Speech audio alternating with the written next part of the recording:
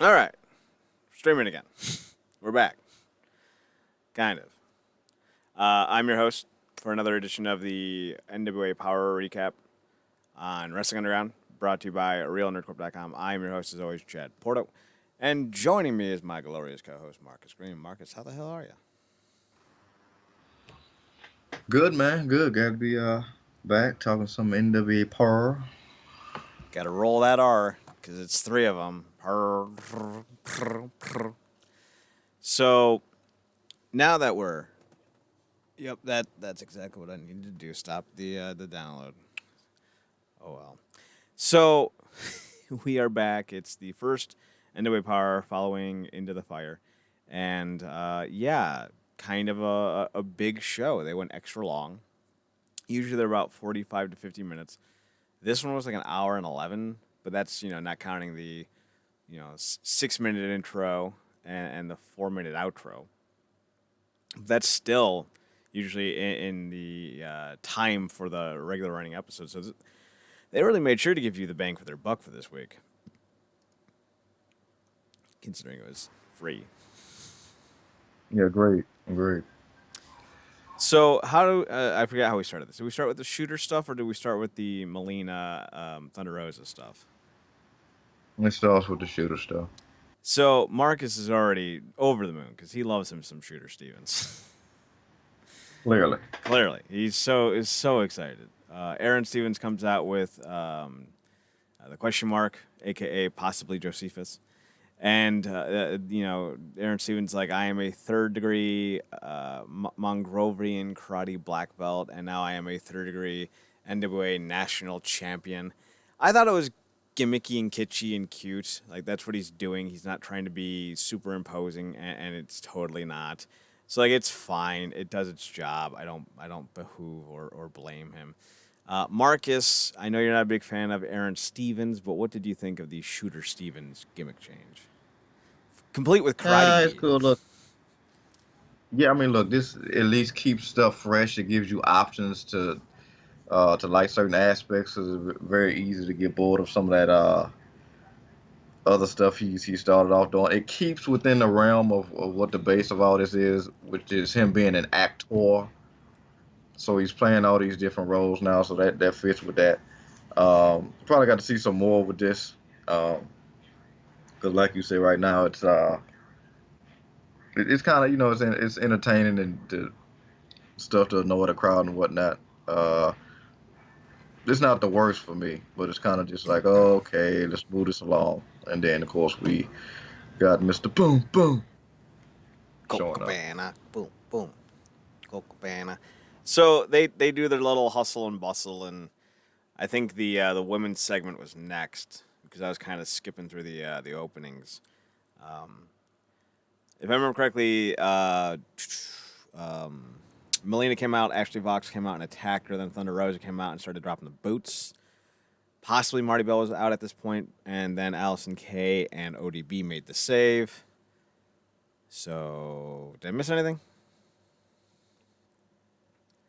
No, that's it. And then I'm guessing we got a little bit of a reprimand in the back between got reprimand of Marty Bell, who apparently is not living up to what Melina needs her to do. Gots to bring the A game. She's like Cleveland at this time. She's constantly and perpetually failing.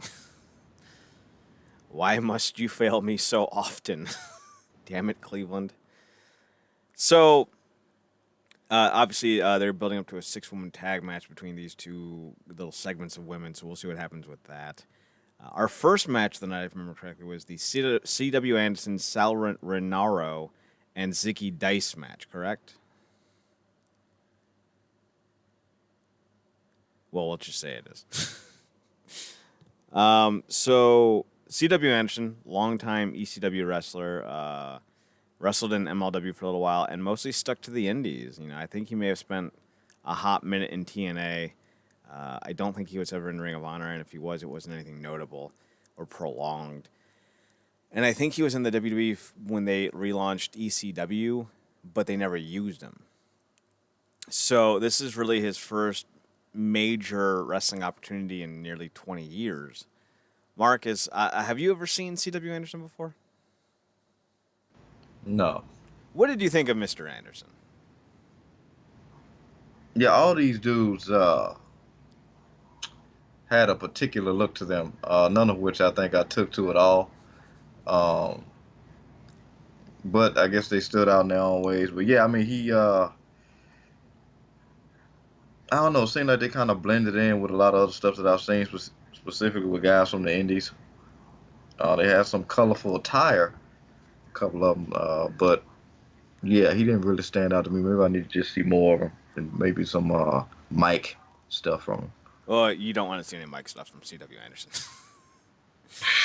He's not the most enigmatic and engaging individual. But if you go back to 2000 and watch his feud with Tommy Dreamer, I think you'll be highly entertained because he was quite the grappler in his heyday. I haven't seen him in a while, so it'll be interesting to see how he holds up. Sal Rinauro, I don't think has any real value besides just being a goofy-looking jobber. But hey, there's money in that. And then, of course, Zicky Dice was the quote-unquote star of the performance. He was an interesting character. What do you think of Zicky Dice, who was, what was he screaming? Undeniable? Yeah, all these guys to me were just weird, honestly. just weird. Just three guys that I'm hoping this is not the full birth of the tournament because I'm gonna be real uninterested in the champion once they crown it. Um, but yeah, these three guys were kind of like a mid-link start to what I would hopefully improve. But yeah, I didn't think much of any of these guys really. Well, I do hope that.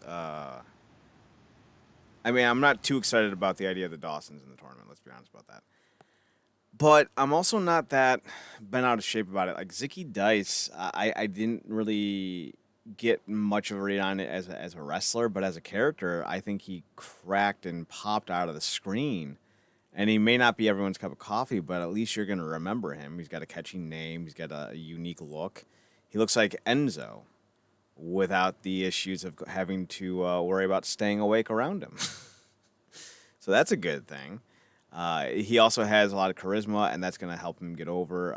Whether or not we like certain guys or not, I think it's always imperative to remember that characters or unique personalities, at the least, are what drive wrestling more than anything.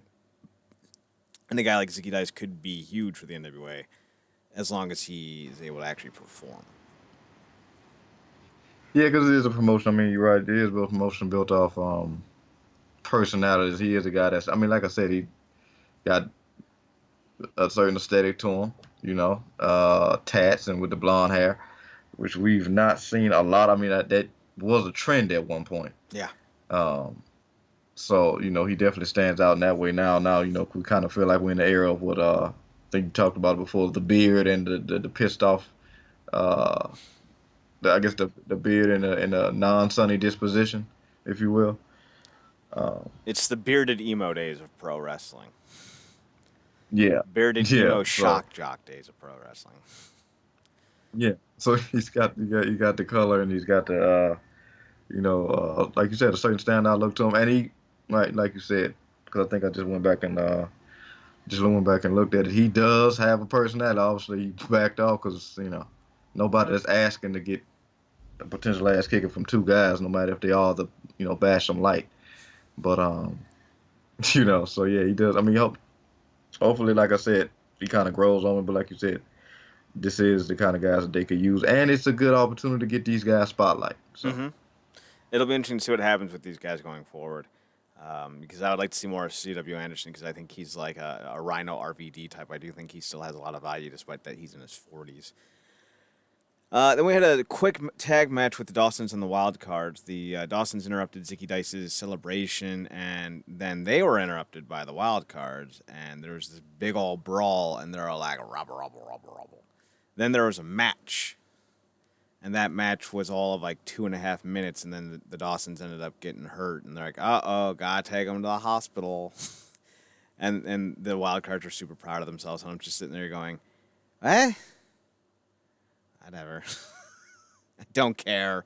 Why the Dawsons? Apparently the Dawsons are owed money, and I'm just like, this is the dumbest. Like, this is Lashley Lana dumb. I don't care. Giant who cares. Yeah, and that's a specific type of dumb in the business right now, because Mm-hmm. that's still ongoing. Um, but yeah, I didn't care about that. I mean, I think we kind of skipped a literal tune-up match for the Rock and Roll Express, Oh, but I did have that marked down. I guess I blinking you erased missed, it. um, kind of blinking you missed it type of deal. Um, yeah, like you, I just didn't care. Like the whole thing about them, I'm guessing working for the wild card, and then they didn't get a title shot and they didn't get paid. So I'm like, I don't know what you thought was gonna happen. You're like bad guys asking, trying to trust in other bad guys. This is like villain one on one here. Like, This is one of those like the internet kind of. I can't pay you, but you can do it for experience. That was what the Dawsons did. They did it for the experience. I did it for the experience.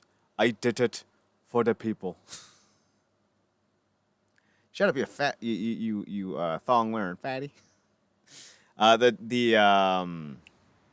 The Rock and Roll Express faced two local guys, and I think it was the play-by-play guy who's like, "Well, they may be the local kids, but the Rock and Roll Express have home field advantage." And like you just hear how much louder the Rock and Roll Express got, as a reaction, and then they just made pretty quick work of their opponents. For a dude who's 62 and a dude who's 59, you wouldn't expect them to be wrestling squash matches, but hey, power to them. They're the Ken Shamrock of pro wrestling. That makes more sense if you realize I was talking about Ken Shamrock fighting at 52 in MMA. It makes less sense otherwise. Or the Dan Severn of pro wrestling. There you go. Marcus, I know you like the Rock and Roll Express. Are you all right with seeing them do squash matches, considering their bump cards are getting some extra leaflets tacked on the back end? I mean, it does. It's not upsetting to me or anything. It's cool because it's always cool for me to see how these guys are gonna win matches with some of the old school antics, if you will, and it's effective. Like I said, it's dated, but it's effective. Yeah, and like I said, it is an opportunity for some of these guys, no matter how short the match is, to get some sort of exposure. And it is nice to watch a promotion with consistently active champions. Mm-hmm. Um, so you know, stateside anyway. Um, so yeah, I don't really have an issue with it. We then get a James Storm promo in the back, and he's all like, "You see this? I got hit in the head." Then he walks away. James Storm, wordsmith. It was a quick little throwaway promo. They showed two of them that were from Into the Fire, like after it went off the air. One was the James Storm backstage promo. He was being helped back by some grip who looked like the Elite play-by-play guy. But he was really just, I was in a war, blah, blah, blah. And then the other one was a Marty Scurll promo. He was like, "This is the NWA? I like it." But we're going to get more about that here in a little bit. Where did I put that? Oh, no, there it is. So any thoughts on the James Storm post pay-per-view promo? I mean, well, I mean, like you said, I think we talked about this on the talking about Into the Fire. It kind of, but you felt you was kind of just over like instantaneous rematches in wrestling right now. Yup. Uh, so the fact that Storm's kind of like, you know what, this whole situation is what it is. I lost. At the end of the day, I took an L. No matter what, the continued stuff is gonna be what it's gonna be. If I got to fight my way back to get to that arrogant a-hole, I'll do that. So I mean, in that way, it was kind of refreshing because we could kind of just go on this tirade. If I don't get my title shot, it's gonna be a lot of people around here getting last called for no reason type of vibe, which is very easy to go to. Um, so yeah, I dug that. And I also appreciate consistency. So if it's like a legitimate thing, kind of reminded me of what Angle did when he came back that period in TNA where he literally went through the entire roster to get back to the title. Mm-hmm. That was great. When he did, that was so good. But yeah, so Storm does something like that. Again, I really dug the match. Like I said, the screwy finish was unnecessary, but if Storm stays steadfast, this could continue to be something cool to watch. So So then we get the parade of TV title contenders. It's Ricky Starks, Kingston, the Question Mark, Colt Cabana, the Dawsons, Zicky Dice, Tim Storm, Caleb Conley, Thom Latimer, Trevor Murdoch, and Nick Aldis. So apparently Aldis is going to be in the tournament. I do believe, if I count it correctly, it's going to be a 12-man tournament, meaning that there's either going to be a bye or there's going to be a triple threat finale. So I don't know how I feel about either of those. You got to do a 16, 8, or 4, 4, 16, or 4, 8, 16, 32, 64, whatever 64 twice is. 138, 132, 142. I don't know. I can't do some math. Marcus, you said before that you didn't really like the TV title contenders. Is there any one in this group that you do like? 128. I figured it out. yeah, I mean, I was initially thinking that they were gonna get. I mean, I should have known they would, of course, bring in guys that we knew. I was thinking that they was gonna use this opportunity to bring in a bunch of guys that we didn't, and maybe to get some new blood flowing in there. I don't know if I necessarily like um, the fact that they got existing champions getting into the mix. Mm-hmm. I mean, I get it, but I think it'll be a better opportunity for obviously guys who could use that spotlight, like Ricky Starks or a Cole Cabana, who you would think would be getting back into the national title. Or maybe he is, maybe he's not. But just other guys like Starks and Anderson and stuff like that. Um, Yeah, we so didn't I mean, get I think any. this No, yeah. no, go on, finish. I mean, this livens it up, but again, like I said, it's kind of it feels redundant to me. Like, why the freak would Nick Aldis be doing this? It felt like he put the championship down in the segment. So Well, we didn't get any Anderson or Eli, which I thought we would have gotten. But then again, I do think they're trying to they're trying to give it a little bit of prestige with Nick Aldis, but they're also trying to give you an idea on who to expect to be in the TV title scene. They are trying to segment wrestlers into established categories: main event, upper mid card, lower mid card. And this TV title is going to be the lower mid card. So I don't mind that we're getting the more established lower card guys in this tournament at all. A little interesting to see Kingston and Latimer, who are tag team wrestlers, the Dawsons, who are a tag team. That'll be interesting. Otherwise, though, I don't mind it. Zicky Dice, I think, is going to be someone that people are going to keep an eye on. But if this ends up with Tim Storm winning the TV title, I mean, how can I sit here and say I have a problem with that? I mean, I was just thinking about that too. I mean, it is good. I mean, look, it is a way to keep him active. Mm-hmm. I mean, like God, please keep him away from the freaking black and white striped shirts. So this, for me anyway, please put the title on him so he can do something else. But yeah, this will be like I said, it's a good way to keep him active. Obviously, we know he's done with the world's championship. But it's be a good way to get instantaneous credibility to that title and set a standard because he's clearly a guy that will welcome competition and not run from it. So Mm-hmm. that could be something. And again, it also draw um, some real instant clear cut talent because what's better than becoming a champion, beating somebody of Tim Storm's caliber for that type of title. So Mm-hmm. I mean, you have Cabana, Nick Aldis, Tim Storm, and I guess you could even throw in Kingston to a degree because he held the Chicago Grand Championship. They're all former world champions, or current world champions in Aldis' case. So there's a lot in this tournament that I think really adds a bit to it. We then get the return of Nikita Koloff, longtime NWA villain as the Russian Nightmare, I think is what his name was. Had infamous feuds with Dusty Rhodes. Came in, retired, I think, in 92, 93, so almost 30 years ago. And he was there to help draw the first two matches for the tournament. That will end up being Ricky Starks and Kingston. And it looked like Kingston wanted to give Starks a kiss. He was all up in there. And then we got Colt Boom Boom Cabana versus the Question Mark. By the by, Colt Cabana has finished up with Ring of Honor, so it looks like NWA will be his primary home going forward. He won't be alone. So, first two matches, what do you think? Kingston Starks, Question Mark, Cabana.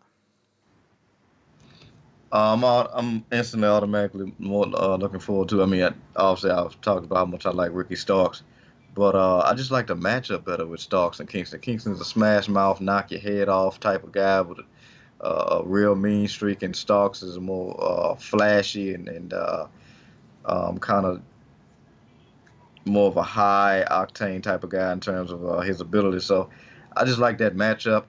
I don't think anybody here likes the freaking mask guy. He's the spike and everything is cool, but I can do without him. But I get the point of him. So who knows? But I'm looking forward to the better match being Kingston and Starks. I'm hoping that Starks. Well, I like Kingston, so I don't know. But Yeah. I would like to see Cabana and Kingston hook up eventually. I think that would be very dynamic. We also had a Josephus promo, which lends credence to my idea that the Question Mark is Josephus. And he was dressed up as Santa Claus, throwing out merchandise at the audience. That's about it. After the selection committee, though, picked the first two matches, Nick Aldis walked over with Ricky Starks to get a promo. It was about 10 minutes long, so I skipped it. Because I'm sorry, no promo should be that long. I don't need to hear all of that. What did Aldis say during that long-ass promo?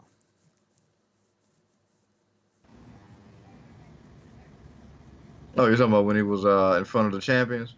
No, when Aldis and Starks walked over after the first two TV title matches were announced. Yeah, you were just title. talking. No, he put over Starks. He put over him being a world championship. He basically said Stark would be ready, but if he had to face him for the eventually get through the tournament, face him for the title, he would of course lose. We also talked about how he basically has no competition to the left for the strap, which is okay. Um, yeah, the same, the usual schmoozle with all this. Glad I skipped that then. We then got Marty Scurll with a sit-down interview with Stu Bennett, the former Wade Barrett.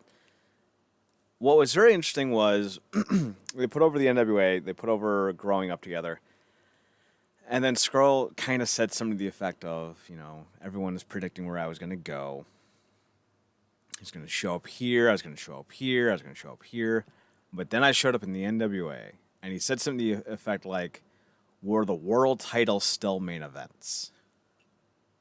I don't know about you, but that very much sounds like a dig at AEW. Because there's been a lot of matches that have gone on after the world title match in that company. Do you think that was a dig at AEW? I think it could be both a dig at, of course, WWE and AEW. And I know people are still nibbling at the teat for him to just go on ahead. They're looking at NWA like we talked about how Ring of Honor is for a lot of guys, where it's literally just a stepping stone, not a destination Mm-hmm. to go elsewhere. And I don't think it is. I think he sees the momentum and the vibe going on in NWA, and like I said, it's easily a place for him to, really just do all the stuff that he's good at, slow things down. He's not, Skrull is no Ricochet, No. you know. Um, he's a very methodical type of guy in the ring, methodical type of character. He's honed this villain thing. He knows what works, and I think that vibe right now just suits NWA. Whereas in AEW, he'd just be another one of Cody's friends on the show, so fitting in somewhere. Right now, and I know people, like I said, people are nibbling at the teeth, but I think this is an opportunity for the slow down and really focus on that villain character and what he can do, and not only elevate this brand, but elevate any momentum that I'm pretty sure he seemingly lost being in Ring of Honor for as long as he was. So, but he's right. It is nice to be in a promotion with a damn main title. Feels like the main title. And he's not wrong, and I'm right there with you. I don't feel like the NWA is a stepping stone, and that's kind of akin to the fact that Nick Aldis and Eli Drake showed up there. say what you will about guys like Ricky Dice and the Dawsons and even Caleb Conley doing effect. When you have Nick Aldis, who had offers from AEW, who's had offers from Impact, who had offers from Ring of Honor, and probably had a developmental deal from WWE at one point, turning all them down to go with Billy Corgan, and then Eli Drake asks for his release for the sole purpose of joining up with this promotion. That gives you an idea on how the wrestling community sees the NWA. I don't think every one of these guys can be making six figures on this show. A lot of these guys are probably enhancement talents or on per date deals, but guys like Aldis, Colt Cabana, Eli Drake, and possibly Skrull could be getting, six figures alone from the NWA plus whatever they make on the indies. So, this is a genuine opportunity for someone like Marty Skrull to, make a name for himself and help raise the profile of his new promotion. So I think that's a really good thing for him, and they outright said he's a free agent. So it does appear that Skrull's done with Ring of Honor, and it does appear that AEW may not be on the immediate future at the moment. And to be fair, looking at how bungled AEW has been with their booking, I'm not surprised. I wouldn't want to sign with AEW. It's just a lot. Like, I don't think people really realize just how much of I guess a lot of that momentum right now is on Jericho. Mm-hmm. I know it looks like it's Cody because he's the guy and everybody and their mom wets themselves when he comes out. Um, and Cody's cool or whatever, but a lot of that is, I mean, the consistency and just the veteran, all that those years of experience with Jericho. Like, they can't afford to lose somebody like Jericho right now. I mean, obviously they got some really good talent, but they got to put a lot of pieces together. And that's in the men's, let alone all the issues they've been having. Trying to get some momentum behind the women. So they got a lot of pieces to put together. Whereas NWA has had an established foundation, which was an advantage if you think about it. That we still want to have that NWA vibe, but very much infuse, modern talent with the NWA type of mentality. That's why I think somebody like Eli Drake is a perfect fit. I mean, when you're talking about Nick Aldis, it was really brilliant of what he did. And I think he's even complimented himself in saying that he's more of a businessman than he is a wrestler, Mm-hmm. because it was a brilliant move. As he rebranded the perception of himself as a performer around being the NWA champion, Yeah. bringing that brand back to life, bringing a literal national champion, defending that championship all around the world, and just like, that's not Magnus. This is Nick Aldis. This is a completely different thing. Obviously, he still wears great suits and can style and profile or whatever, but he's really, branded himself as a credible guy in this business, around that championship. So it would be foolhardy for him to gain that momentum and then cut bait to go to WWE, where he could become another EC3. Yeah, and Really? and that's not what anyone wants. I don't know what AEW is going to do. And honestly, I think Skrull's better off sticking in the NWA, because if we've learned anything, it's that fans will watch wrestling and you will build a brand outside of, the popular norm. So I think he's fine where he is as long as he's making enough money to, travel and survive and put some away. I think he's in a good place. Main event time, Eli Drake versus Ken Anderson in a no DQ match. Eli got the win, thus ending the feud, I believe. Eli, though, came out and cut a promo where he was selling the chair injury that he suffered from Saturday night. And I thought that was a stroke of genius. He's had 2 or 3 days to recover. But he had to talk like this, in a real whisper. I'm John Laurinaitis, People Power. I thought it was great. What do you think of Eli's promo? What are you eating for dinner? What are you eating for dinner, Johnny? Bella Mama. But I mean, look, even when you can barely hear the guy, he's still the best on the mic, right? Yeah. Like, And it's genius because how many times have we seen that same damn attack in WWE and the guy's been back the next week or the same night? I was just about to say, like 2 hours later. Jesus Christ! So I'll tell like, you what, again, Roman, I'm gonna put you down because I'm the architect. Is his throat fucked up? oh No, that's just how he sounds. my God, he's dead. They gotta take him to a medical facility. I don't think he's gonna make. Wait a minute, the ambulance is coming back. The ambulance is coming back. My God, he's back to life. Like it's goddamn ridiculous. The So ambulance. I love it. ambulance is coming back. Oh, I But love it. yeah, I mean the NWA where the little things matter. You got to sell this. That's the whole point of this environment. And guys like Eli Drake always take the little stuff like that into account, and it just worked here because it would have been also we see something like this in WWE and they'd be in a new feud next week. Yeah.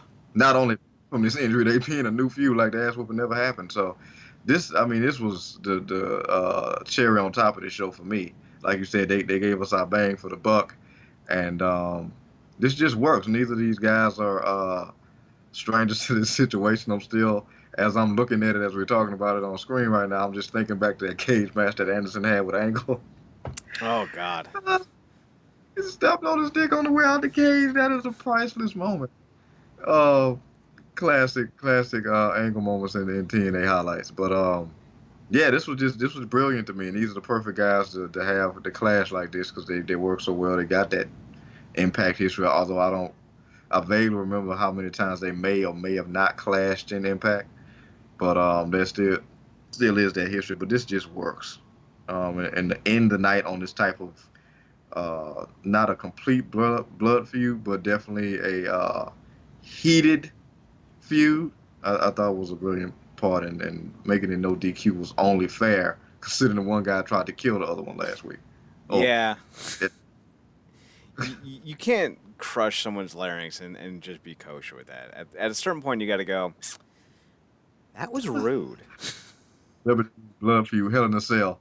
And we got a what you call it, the elbow and collar tie up to start the collar match. and elbow tie up in a Hell in a Cell match. Jeez Christ. Well, it's more like the heck in the deck match for WWE nowadays. Oh, it's red. How cartoony and toy-like. Good job, guys. So we then end the night with Nick Aldis storming out, really mad at Tim Storm. So like, you were saying things and keep my name out of your mouth. And I'm just like, that doesn't make any optical sense. How can one's name be in a mouth?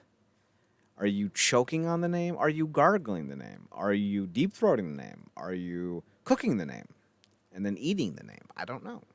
But he's all like, keep my name out of your mouth. And Tim Storm's like, I am so confused right now. And then Tim Storm's like, nope, I'm not. We're going to go fight. And Nick Aldis is like, wait, what? So they get in the ring, and then the wild cards jump Tim Storm. Then, what's her name? Camille comes out, gets in Nick's face, and like backs him in the corner, and then she spears Tim Storm. And, hey, new 4 horsemen. Yay. What do you think of the formation of this new group? Oh, and Thom and Camille started making out hardcore. Like, ridiculously. Like, with tongues on cheeks. Yet again, this a-hole kisses yet another woman that I wouldn't mind swapping spit with. Such a gross visual. Swapping spit.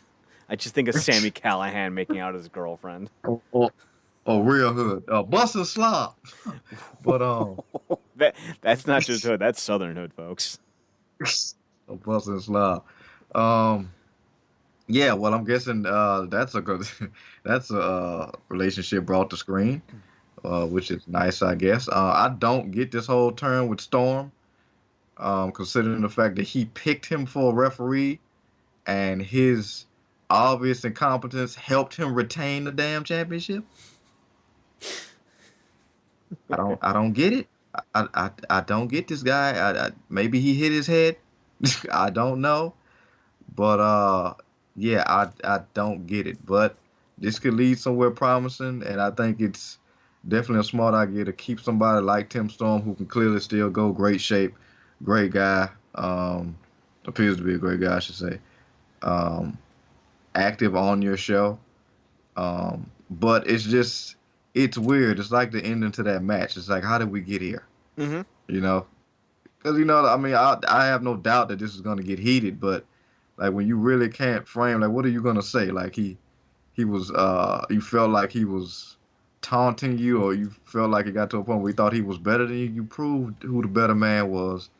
You picked him to be a referee because you thought you was going to have an advantage after coming out and giving him pep talks when apparently he was almost done. Like, so I don't get it. Maybe he's in that Triple H 2003 to 2005 mindset where, like, if you smell off to me, I'm gonna get you. I'm gonna kill you. Hey, Dave, did you take that last cupcake? Yeah, Hunter, I did. Gonna have to hit you with a sledgehammer, Dave. Wait, what? Flair, low blow.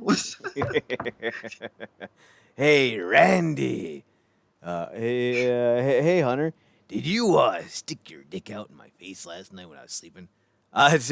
No. Well, I'm gonna have to hit you with a sledgehammer. Wait, why? 'Cause I feel like it. Kadoosh! Just dropping bitches left and right. I'll go real modern. Hey, Randy, while I was asleep last night, did I unconsciously give you consent to put your dick in? You did, Paul. You did. Yeah, I'm gonna need to hit you with a sledgehammer anyway. But why? It's my fetish. Kadoosh! Drops him. Stephanie has like bruises all over her shoulders and back. It's his fetish. Oh no, oh no, even better. And this is why me and you can never write a TV show. Oh no. She walks in with bruises and stuff all over her back, and Hunter goes, "What the hell happened to you?" And then just off in the distance, all you hear is, "Oh yeah!" Oh no. And it's freaking Jay Lethal and damn Black Batista gimmick, but it's the thought that counted. Hey, Stephanie, thanks for throwing me a bone. Well, in that case, it would be Lethal's back that would have the bruises and scratches. You're a feisty kitty there, Steph. Thanks for the throwback, Black Machismo. Yeah, because she's only ever bumped for a few men, so yeah. She only bumps for the one she's bumping for. Roman. It all makes sense now. It all makes sense now. They're in a throuple. All right. What else happened? Anything else happen? No, that was it. We got this new faction formed, and it's it's gonna be interesting seeing how Storm comes up with maybe a little mini faction of his own. We'll see who he gets. Well, it would seem that he'd go to who would it be? Kingston and whatever. Kingston and Homicide. Yeah. So we also got the name of the next pay-per-view called Hard Times. That was a bit of a shocking name considering that was Dusty's iconic promo. What do you think of that? Is this the first time you've heard about it? Yeah, it is the first time I heard about it. It feels like kind of a trend. I mean, he's damn near synonymous with the brand, right? So, I think it's a great tribute, and really fits the overall brand. I'm hoping that's the idea. Because it would really suck for them to call it Hard Times and not acknowledge him, and considering that they've always, I mean, hell, they had Nikita Koloff on the show, right? Yeah.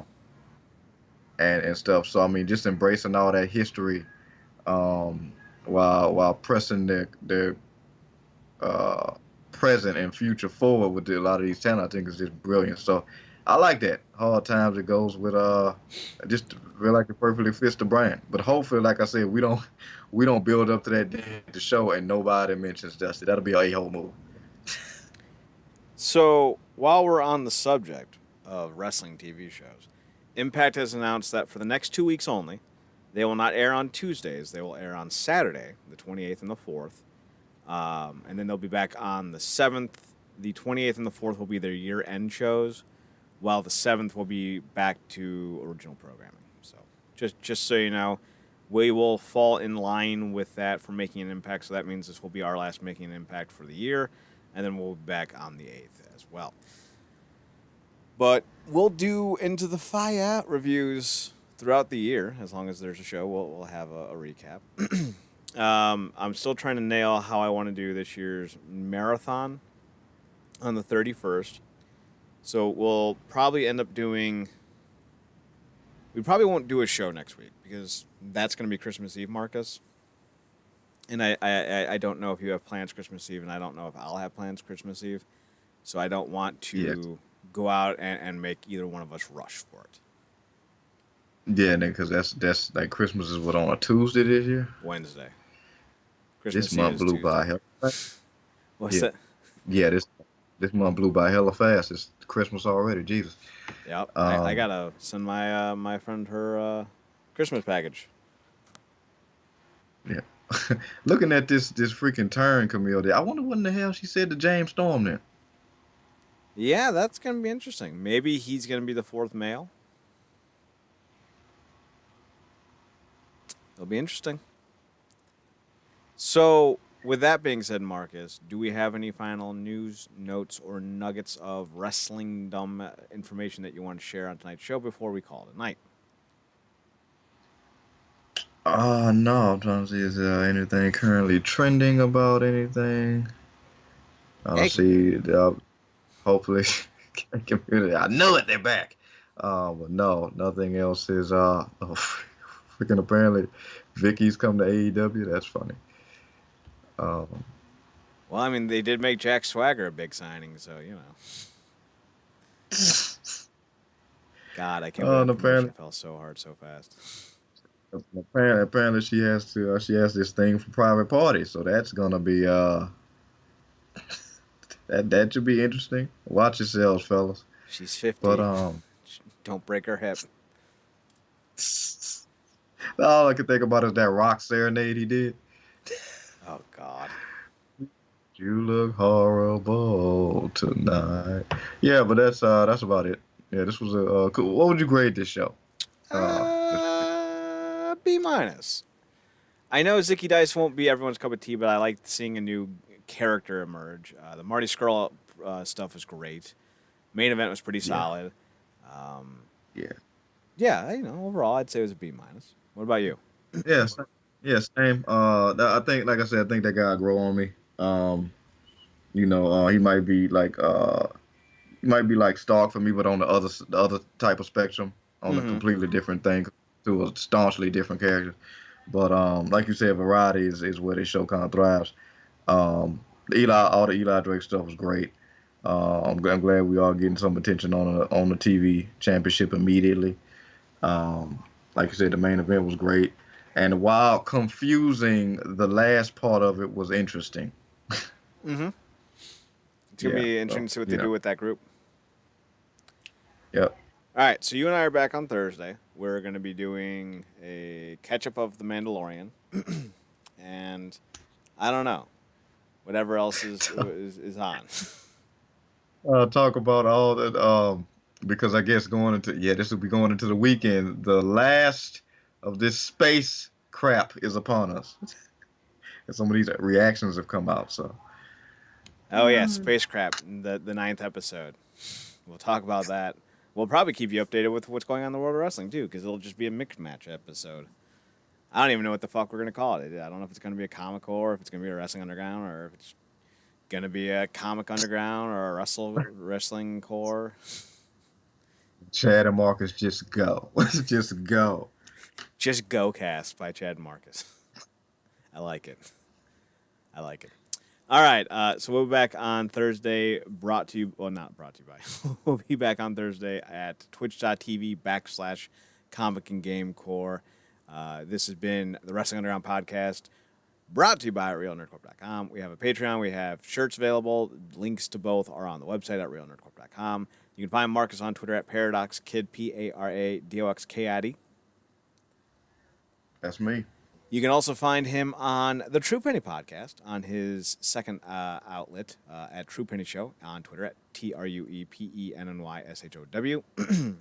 You can find me on Twitter at Chad Nerdcorp, ChedNerdCorp, and on Instagram at Chad's Photo Hut. I'm also on fansite@MMA.com, so you can find me on there as well. Read my articles. Make me money. They're short, quick, and fun to do. You can also find us on YouTube and Twitch, which links are in the description or on the website, so very easy to find, very easy to follow. That's all I got for right now. Did I miss anything? Oh, Podbean, realnerdcorp.podbean.com, or download the Podbean app to your mobile device right now. Search Real Nerdcorp and start downloading past shows straight to your phone or tablet or computer today. Now it's everything. But again, once again, go vote for the wrestling awards at the website realnerdcorp.com. We'll be going through those in depth on Thursday as well. So, yeah, and Christmas is upon us. We potentially have things that you can give out as gifts. Where do they go to get that, Chad? You can go to teespring.com/stores/realnerdcorp or /nerdcorp, or just go to the website and click on the link and save me from being an idiot. Just go to the website, realnerdcorp.com. Stores, click, boom. You're welcome. So for Marcus Green, I'm Chad Porto. Thank you for tuning in. Thank you for giving us a chance. And remember to watch more wrestling. Marcus, take us home. Good night, me.